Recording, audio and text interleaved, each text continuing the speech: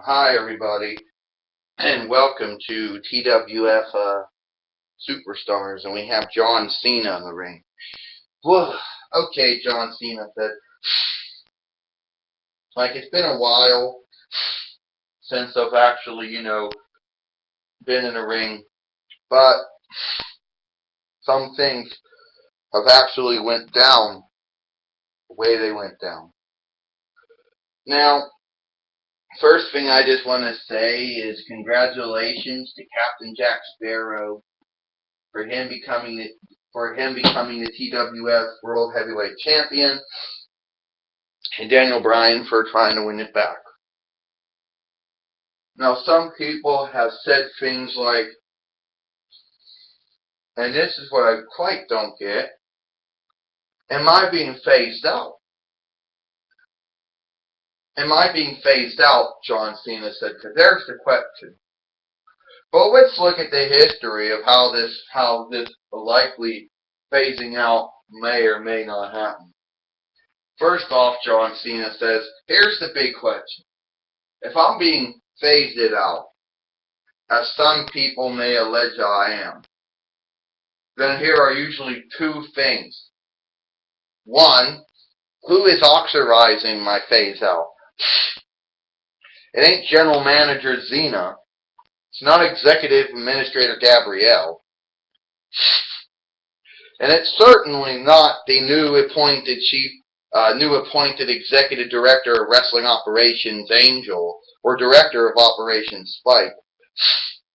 And if I go up the chain of command some more, it certainly cannot be the Executive Vice President of Talent Relations, Theodore Long, or the Executive Vice President of Creative, Hulk Hogan, or Executive Vice President of Television Productions, Eric Bischoff.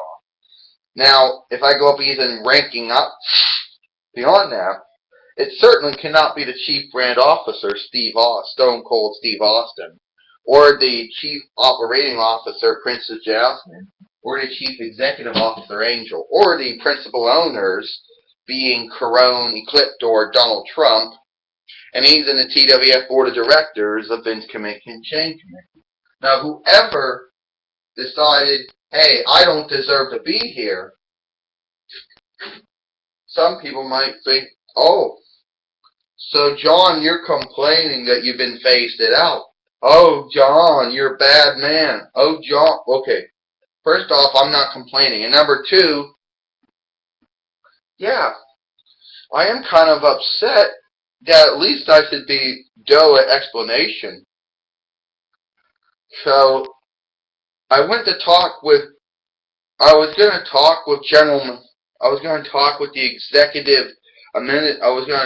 the General Manager Zena and Executive Administrator Gabrielle, and they told me that they weren't even responsible for the phase out.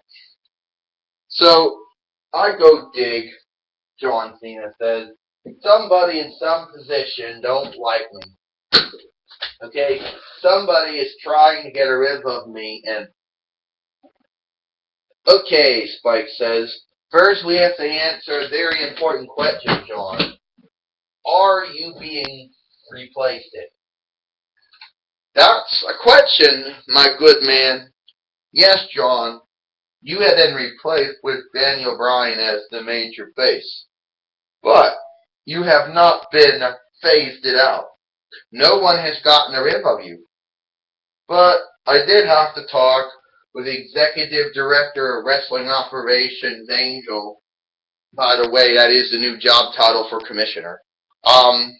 He told me to let you know, John, that if you want a title match against Captain Jack Sparrow, you would have to earn it. Who would I have to earn it from? John Cena says, ho ho, who would I have to wrestle to win it? Because that's the big important question. And no matter who I wrestle, no matter who I win or who I lose to, the double standards will come on. My detractors will still say that I am a cancer of wrestling. My detractors claim that I am the sin and crime against wrestling. Oh, that I've committed sins and crimes against wrestling. But folks, I haven't done anything different than anybody else that came before me. Now, Spike, you know for a fact that there's been a long list of people who've been on top, and people didn't seem to care. I mean, Hulk Hogan, Randy Savage, the Ultimate Warrior were on top for a period of time. Bret Hart and Shawn Michaels, Steve Austin and The Rock. Hell, you can make the argument for The Undertaker if you want. And don't get going, because even Ric Flair and Bill Goldberg and Sting were easing on top at one point too. Then I go on top and everybody goes ape shit. They accuse me of committing sins and crimes against wrestling that I've not committed. Oh, because I won't turn heel, apparently that makes me a bad person. Answer this question, Spike, before you answer the other. If I would turn heel, Spike, if I would turn heel, would all those people who hate me, would they automatically jump on my bandwagon? No. There are people in this life that will like you by default, John. People who will be slated to like you, and people who won't like you. So, the answer would be some would and some wouldn't. And now the real important question, John. The person you have to wrestle to earn your title shot against Captain Jack Sparrow, now you might find this a little bloody ridiculous, because even I don't see it. But hell, I ain't gonna argue against that one here. Yeah, you gotta wrestle against me. Are you kidding me? John Cena says, I have to wrestle against the director of operations. Oh, they stacked the decks up against me, John Cena said. There ain't no way I can defeat Spike, a.k.a. William the Bloody. There ain't no way. They sat in their think tank and they said, John can't beat Spike, a.k.a. William. William will kick, Spike, a.k.a. William, will kick his ass because he's a vampire. A pretty bad one.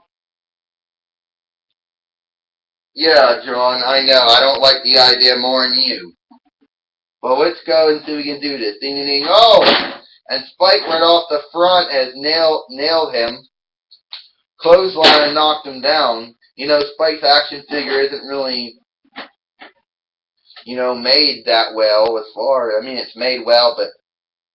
Oh!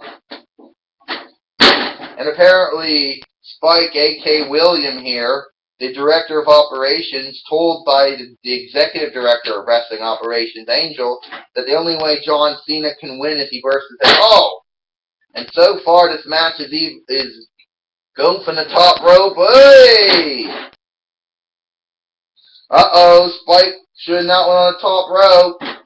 Attitude adjustment. Whoa! 1, 2, 3.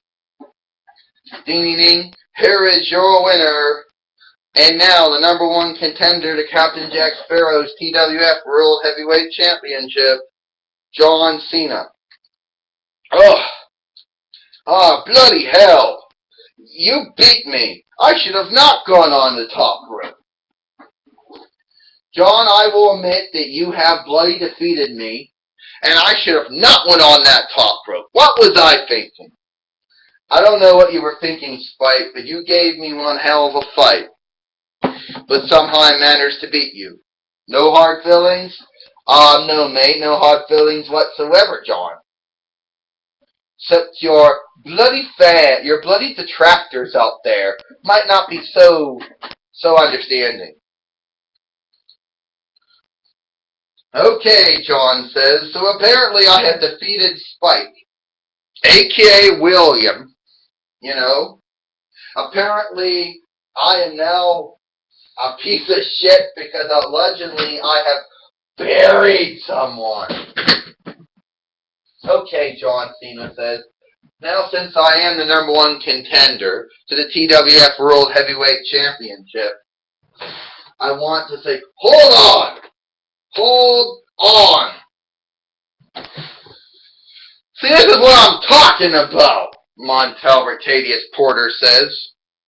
I was told that if I had a match, and if I won, I was the #1 contender.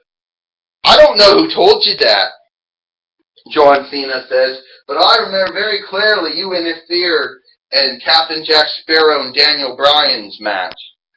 Then you basically cried to, you cried to General Manager Zia and Executive Administrator Gabrielle, and you also cried to the Executive Director of Wrestling Operations Angel, and you cried to the Director of Operations Spike, to the point where they said okay. They didn't say okay nothing. I tell you something, this is all racism, John. I don't think it's racism. I don't think race has to play any role into it. Because if you think about it, John says, where's your evidence and proof of it? I want to take that #1 contendership away from you. Well, if you want to do it, then prove it, people. But John says, look, I already had a match with Spike. I can rain check you on that. You motherfucker! Oh! Holy cow!